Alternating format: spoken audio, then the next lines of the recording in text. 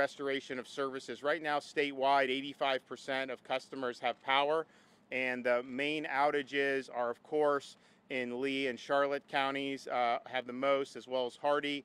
But then you also have about half out in Collier. You have about half out in Sarasota. And then it really gets better in many other parts of the state until you get to Seminole's about a third out or 40% out. Volusia's about 50% out. Flagler is probably about 40 to 50% out. But then it gets much better as you get to St. John's and Jacksonville and Nassau County. And so there was over 42,000 folks staged. They went in immediately to try to minimize those disruptions. And really, they're adding more customers back online every hour. I think it's probably, Kevin, would you say about 100,000 every hour or two? So we feel good about most of that. I would say that the biggest challenge with power restoration is going to be in those areas that bore the brunt of the Category 4 plus, almost Category 5 impact, where it may have uprooted some of the existing infrastructure. Now that will be fixed. It's just not something that gets fixed in 24 or 48 hours. And so there has been some damage in Lee, some damage in Charlotte counties, but there's also been a lot of the infrastructure that was able to make it through. So I think now actually Lee, they got about 20% back with power, which is quite frankly more than I would have anticipated this soon after such a major impact. We were able to go just kind of look around. We flew, we did a press conference. We met with some people that had lost homes and businesses, and people that had been in that community for decades and decades. So it's sad to lose your belongings anyways, of course, but there's a lot of history in that part of the state and many parts of our state. So you see that it's hard to just replace that. So there's going to be things that need to do infrastructure-wise, bridges, some of the other stuff down there. But I was pleasantly surprised to see 48 hours after a massive impact, I saw Publix's reopening. I saw Wawa's opening. I saw all this happening in Lee County, and so the quicker that the broader population can get back to normal, that's going to make it easier to help those who have been displaced. We also toured over in Central Florida with the Seminole County Sheriff's Office, some of the flooding there, and I can tell you what we saw in Central Florida was more standing water than what we saw in Southwest Florida, where the big storm surge came in. It's just because of the way they have the Caloosahatchee, the inlets. I mean, the sand. For whatever reason, that really dissipated over the last 24 to 36 hours. You go in places in Central Florida, there's a lot of standing water. Some of these places, had water still up a couple feet on some of the homes. They're bracing for more impacts as you see some things with the St. John's and other things that happen. So we knew there would be flooding, but to have more standing water 200 plus miles away than that is saying something. And then we've seen the impacts in this community up here in Northeast Florida before. We are going to be asking, Kevin's going to be working with FEMA about potentially expanding individual assistance eligibility beyond the counties that have already been added. So right now it's Southwest Florida into Central Florida. It stops before you get up into St. John's. I don't think Flagler or Volusia are in it either. So you look, Flagler, Volusia, they've had some big impacts too. So that's something that we're going to be working with them on. We think that will be something that will be helpful for the residents of this area. Fuel, by and large, has done really well, even with the ports having to shut down because of the storm. You have fuel flowing in. It was good to see these gas stations open in Southwest Florida. That's something that we've had storms in the past where people were without fuel for weeks or a long time, and that's a pain. It makes it harder for people to get back. So we appreciate the attention that's been paid on that.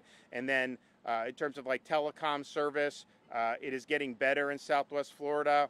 They are putting more towers in because of the towers that have been destroyed. But I would say that all the companies, I think, now are allowing the other customers to roam on their network, and so that makes it very helpful. So if you're down there, don't try to do Wi-Fi calling. That's not up where it needs to be.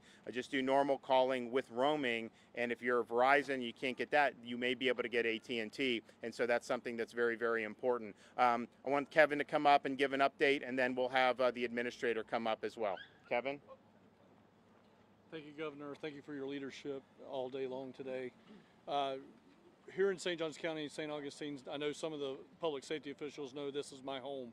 So I'm coming back home. This is not the way that I like to come home on the weekends, but I'm here to help not just the state of Florida, but also my hometown. So we're out here walking the streets.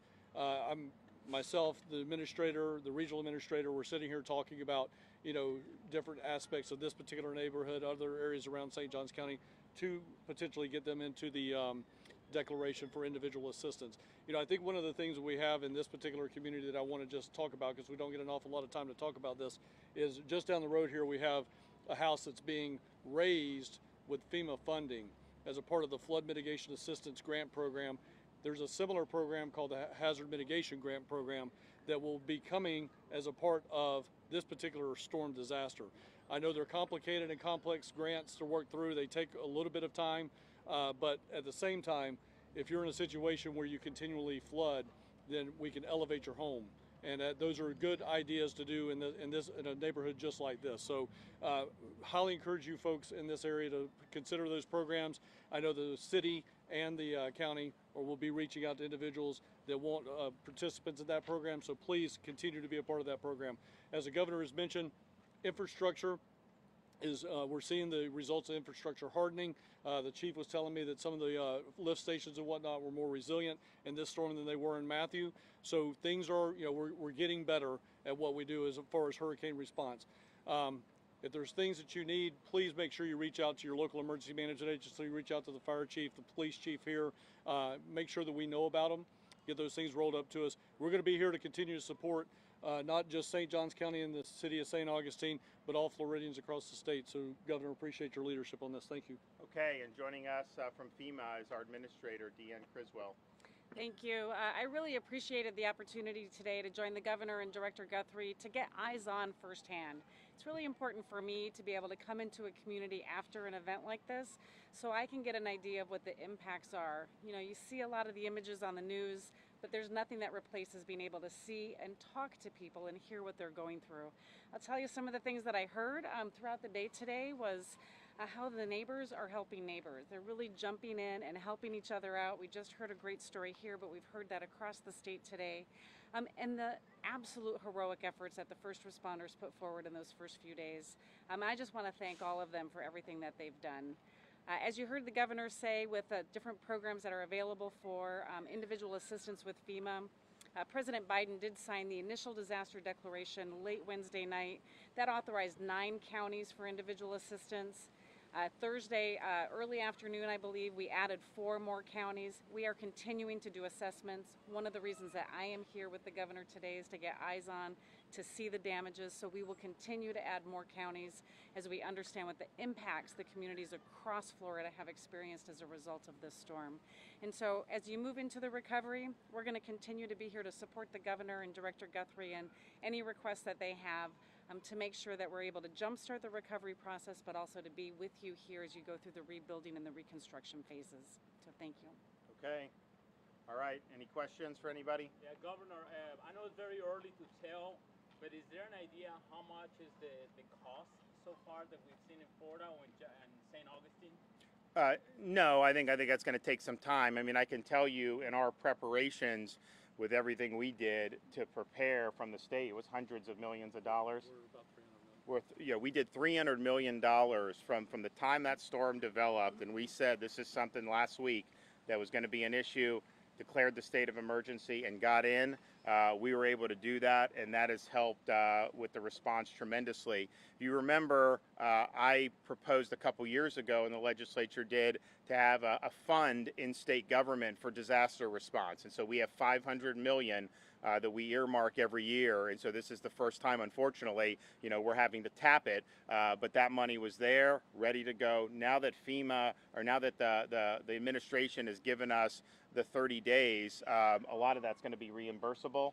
And so a lot of what the local governments have done in the local communities, those first 30 days will be 100% reimbursable by the federal government. And so that was similar to what's done in other hurricanes like Michael, and that'll make it. The thing about this one is, sometimes you hear hurricanes and it'll hit like one place in one state. Well, in Florida, when they meander across a peninsula, you're hitting all these different communities, and there's a lot of impacts that have a trickle effect all across the state. Governor, as you're moving around the state touring the damage, are there any locations that rescue crews still can't get to, and what kind of challenges are they facing to get into those areas? Would you say there's not any that they can't, or I mean, Right. It's complicated getting into Sanibel Yeah. from Mars Beach, but we are starting an airlift bridge, an air bridge, and a barge bridge. so right now, so for those of you not familiar with Southwest Florida, Sanibel Island and Captiva are connected to the mainland by a bridge, a causeway. That causeway was severed by the storm in a couple different places. So the only way to access that is either by sea or by air. And so what happened from the wee hours of the morning when the storm passed was bringing in Black Hawk helicopters, Chinook helicopters, finding people that wanted to be rescued and then bringing them safely back to the mainland. What they are also finding as they've gone in those areas is a lot of the residents are stabilized. They rode out the storm. Probably a very harrowing experience, but some of them have really nice homes and can do that. And so what they're finding now is a lot of them want to stay put on the island, and they're thanking the first responders for being there, but they are not asking to be rescued. Obviously, anyone in need of that, they are going to be willing to do that and bring back. But I would say the early hours, a lot of people just wanted to get off the island. Now more and more, they want to stay. You know, the issue with this is going to be the transport back and forth to those islands is going to be good. We also have another island, great community, Pine Island, we were just at. That bridge got severed too. Now we will fix both of those bridges, but that doesn't happen overnight. I mean, there's a long process that goes on with that. So in the meantime, they are going to be running boats. They are going to obviously be doing air operations. I know Sanibel used to be an island that you had to ferry to anyways. We have some of those throughout the state of Florida. That's how they do it. But I think most people appreciate being able to drive back and forth. So we'll do that. But that, I think, those island communities that were severed by the bridge were probably the most difficult to get to. And so you just had to use these resources. But that's part of the reason we had all these aircraft stationed. You know, in the run up to the storm, we're saying, hey, we've got another 50 aircraft. Now we have 250 aircraft ready to go. FWC, National Guard, all these different task forces and everything. We have these the same guys that responded to the Surfside Tower collapse in South Florida. They were on Alligator Alley at midnight while the storm was still kicking so that they can get over there and help rescue people. So it's been a really Herculean effort. I think the issue is going to be who is going to want to stay there long term, knowing that the power situation is not great. They will fix it, but if they have to rewire the whole infrastructure, just going to take a little bit longer than if they just have to fix one utility pole. And then also the transport back and forth. I mean, some people like it that not as many people can come because they like being more tucked away. Others not so much. The other thing that we're concerned about, particularly in those areas that were really hard hit, is, you know, we want to make sure we're maintaining law and order. Don't even think about looting. Don't even think about taking advantage of people in this vulnerable situation. And so local law enforcement is involved in monitoring that. You know, I told Kevin if the state needs to help as well, because you can have people, bringing boats into some of these islands and trying to ransack people's homes. I can tell you in the state of Florida, you never know what may be lurking behind somebody's home. And I would not want to chance that if I were you, given that we're a Second Amendment state. Governor, thank you for coming down to St. Johns County. I want to ask you, and thank you for bringing FEMA with you. Now, we're seeing flooding that people are reporting similar to Hurricane Matthew out here in St. Johns County. And I know a lot of people felt it took a while to get FEMA relief last time in Hurricane Matthew. For the citizens of St. Johns County, what are we looking at? Can you give us any sort of timeline, or can the FEMA folks give us any sort of timeline on when people can start expecting that FEMA relief here in St. Johns? So I'll let the administrator speak. I will just say, obviously, there's conversations about declaring this county available for individual assistance. That has not been done yet. So hopefully it will. And then at that point, the individuals will come and get assistance. Yeah, so exactly. There's right now 13 counties that have been declared for individual assistance. They should register now for assistance. They can do that by going to disasterassistance.gov. They can call 1-800-621-3362, or they can use our FEMA app. Again, as I've been out here today with the governor, and we have teams all over the state doing assessments with the state, to look at the damages in other counties. We will add more counties for assistance, and as soon as that happens, they can register for assistance. Some of the funding can go into their accounts sometimes right away for some initial needs that are met. Then we will send inspectors out to look at what the damages are. I think it's important to note, though, that FEMA does not replace insurance, so insurance is your first line that you need to go to, and then our funding can help jumpstart the rest of that recovery process. We're capped on statutorily for how much money that we can give for repair, but we also have the same amount of money that we can do for personal property belongings. And so we'll continue to work with each of the individuals because we know that their cases are all unique, right? Every individual is going to have a different circumstance. It's going to be very unique and specific to them. And so we will have case managers that will help support that. And I believe when I was talking to Director Guthrie, already starting some of that case management process because there's a lot of other funding sources that can come in and help. And you now can do, and I didn't know this until the administrator told me, cleanup costs associated with flooding. When you have individual assistance, you can actually get money to help defray the cost of just cleaning up all the flood damage. And so that's obviously could be very expensive. I know a lot of people put elbow grease into it and really work hard on their property, but if you need someone to come in professionally, you now have access to some support for that. Sir, when you get to places. Oh yeah. And so we've been mentioning the way to, because people say, hey, how can we help? You see just in this community. I was talking with a couple down there. They evacuated, and when they came back, people were fixing their yard and doing stuff to help them out with their home. And so you have that spirit in these situations that are very difficult and obviously really life-changing in places that got hit so tremendously in Southwest Florida. But people step up and they want to help their fellow friends and neighbors. So we have a thing with Volunteer Florida, FloridaDisasterFund.org. This is purely tax deductible, private donations for private groups to work with Volunteer Florida to help administer individual relief to people. And the thought behind it is FEMA has certain things they can do. They now can do this cleaning, for example. 10 years ago, they couldn't do it. So even if you wanted it, they could not do it. They have to follow whatever the rules are. Well, now this is a little bit more nimble. You can find unique needs for people, and we're not exactly sure what the medium and long-term needs are going to be for everybody because, we're not sure how many people are totally displaced. Those are a lot of seasonal homes there. There's a lot of rentals, and we don't know which homes are this or that. Well, we will find out as more people come for relief. So FloridaDisasterFund.org is way. I think they've raised $10–15 million already for that. And so that's going to be something that I think will help a lot of people, particularly those who are now without home. Governor, as you've been able to get to places like Sanibel, Captiva, is there a way to put a number on the casualties, regrettably? So they are doing those assessments. There have been casualties with the way they do it, and Kevin's explained it.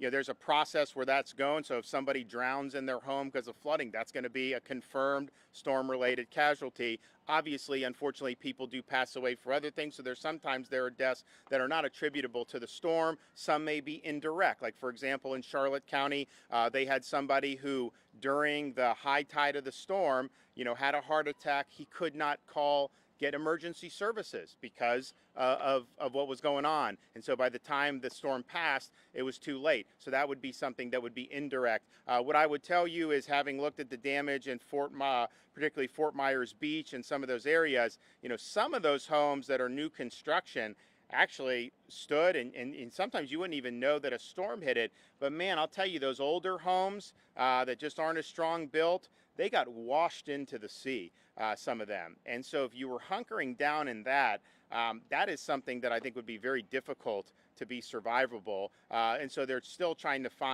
figure out, okay, who was home, who wasn't. I will tell you, though, when they've gone to the Sanibel and these places, the people that did hunker down, and I just talked to the folks in Pine Island, they said the same thing. They said, by and large, life and limb, people did okay. It doesn't mean there's not going to be reported casualties, because there have been, and there will be. So it was a really significant storm. One of the things I think Kevin has done a good job of, and what I've tried to do, is point out how what the storm does directly is obviously very significant, but in these days after, there's deaths that happen in these storms. Down power lines, people using generators inside their homes, some of the flood, the standing water, some of the hazards that does. So please, just because the storm is past, Don't think that there aren't hazards there. Here there's not as much standing water as in some of the places I saw in Central Florida. Fortunately, a lot of our power infrastructure seemed to hold up pretty well through most parts of the state, so that will mitigate some hazards. But at the end of the day, just please understand, and this is true for Michael, this is true for Irma, that in the week 10 days after, we saw casualties because of what was happening, and we want to avoid those as much as we can. Now, do you think that there was anything that could or should have been done better to avoid those casualties? Should the evacuation order have been placed sooner? Do you want to talk about how that happened? So first of all, emergency management directors, sheriffs, police chiefs, fire chiefs make the best decision on the information they have at the time. This particular storm was going up and down the West Coast, moving inland out. I mean, at one point in time, we were looking at maybe an Apalachicola Bay storm all the way back to the Keys. The first thing that I would say to that is this was a very frustrating storm trying to pinpoint where it was going to go. Lee County did not get real notice that they were going to be the center of this thing until about 36 to 48 hours. When that happened, they immediately called for the Cat A. They had a voluntary Cat A or evacuation zone A in place already for the storm surge when they were looking at 2 to 4 feet of storm surge. But then when it moved to a 12 to 18 foot of storm surge, they immediately called for mandatory evacuations. You may recall that the governor had said, if you're in a situation, you should evacuate. We can 100% guarantee you will not die from storm surge if you leave. We need people to heed warnings much more in the future and evacuate situations. That's the best way to save a life. Well, and also, just so when we did our briefing 72 hours before the storm on Sunday, the National Hurricane Center had the storm hitting Taylor County in North Florida. Fort Myers and Naples were not even in the cone. And so it was a situation where those folks at the local level, as that storm started to shift, then they took that data and then they acted appropriately. But if you think, where was most of the media when the storm hit? They were not in Fort Myers. They were in Tampa. That's where they thought that the storm was going to hit. And obviously, those folks were under evacuation orders as well. So I think from Southwest Florida's perspective, as the storm shifted, they made calls and they were helping people get to shelters. They opened up their shelters. They did what they needed to do. I'll also point out there were a number of people who evacuated from Tampa to Fort Myers, thinking that the storm was going to go. So I think that those folks were looking at the data that they had, and as soon as they had data that they were going to be affected by this, and more than just a peripheral. I mean, 3 feet of storm surge is a big deal, and I said even on Sunday, hey, just because it goes to Taylor County doesn't mean you're not going to get surge in Naples, and that's true. But there's a big difference between getting that and then getting the actual eye of the storm. And I would say not only I don't think they had even 48 hours.